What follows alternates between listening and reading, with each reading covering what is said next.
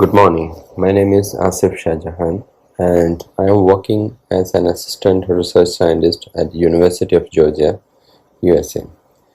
Today, I am going to discuss about glycoproteomics, which means the proteomics analysis of glycosylated proteins or glycoproteins, and how these glycoproteomics study can help in the battle against viral infections. So, the title of my topic is Glycoproteomics Can Guide the Therapeutic Interventions Against Viruses by helping in the development of vaccines, monoclonal antibodies, or recombinant glycoproteins, etc.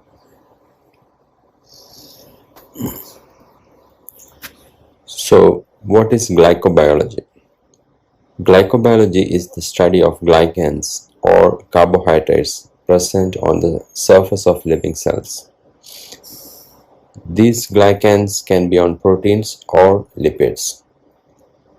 There are two important types of glycosylation, such as N-glycans and O-glycans.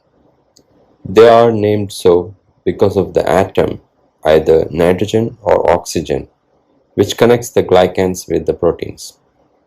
The structure of N and O glycans on the surface of cells and the monosaccharide which assembles to form the glycans are shown in this figure.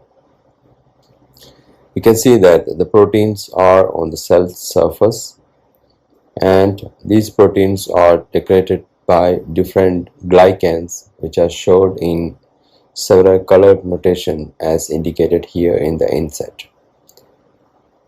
So, depending on the type of glycans, these proteins function and their properties will vary. And glycobiology also includes the functional changes of these proteins and how these glycans plays a role in this functional aspect of the cells.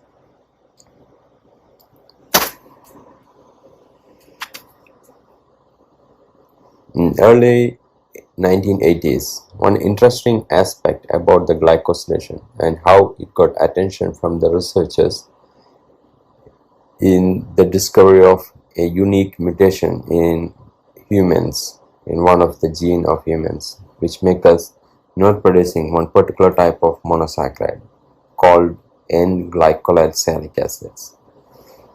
As most of you may know about sialic acids, those are some typical type of monosaccharides with 9 carbons in comparison to glucoses or mannoses or such type of sugars. This sialic acid ends as a terminal in glycans, and this particular glycan is N-glycolyl sialic acid with a glycolyl chain on the side chain instead of an acetyl chain in case of sialic acids. Apes, mouse, and all other mammals express N-glycolyl sialic acids, but humans does not produce it. So this was suggested as possible reason for the improved development of human brain in comparison to other animals. So possibly one mutation may have led to the improved brain development in humans in comparison to other animals. If you characterize the glycosylation on all other animals, you will see N-glycolyl sialic acid or new GC.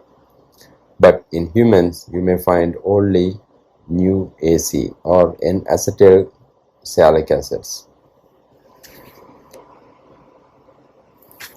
Viruses and other pathogens enter the host cells through glycan interactions. So, viral particles has cell surface proteins or their surface proteins. So these surface proteins are glycosylated. They are decorated with a high number of glycans, mostly derived from the host cells. So when these viruses attaches to host receptors, these receptors also possess glycans, and basically the interaction of glycans with glycans are happening and so glycans are aiding the protein binding between the viral receptors and the viral surface proteins.